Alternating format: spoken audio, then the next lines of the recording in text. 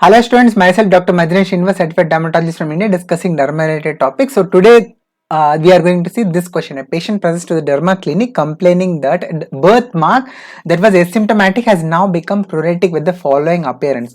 And if you look at the image, what you are able to see is there is a birthmark in the center and it is surrounded by inflammatory changes of the skin, which we call it as dermatitis changes.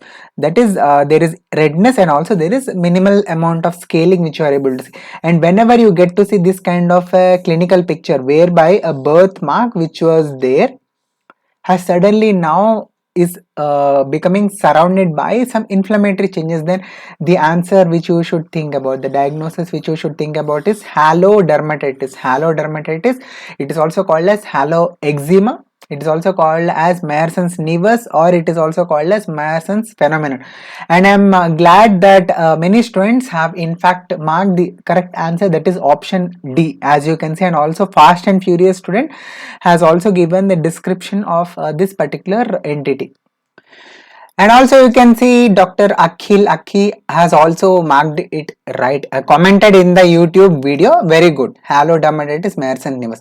So as you can see here, Meyerson's phenomenon, it is also called as halo nevus, halo dermatitis, or Meyerson's nevus. So basically in this, most of the times there will be a melanocytic nevus which will be present. Since birth, it will suddenly develop some inflammatory changes surrounding the nevus, and this particular entity, it has been termed with all these nomenclature. And as you can see, in which conditions Meyerson's phenomenon can be seen, there are so many other conditions, but out of which the most important ones which you need to remember are the ones which I am going to highlight. That is melanocytic conditions, like for example benign melanocytic nevus, or atypical neva, or dysplastic neva, or even melanoma in situ. So these are all the conditions which you are supposed to remember.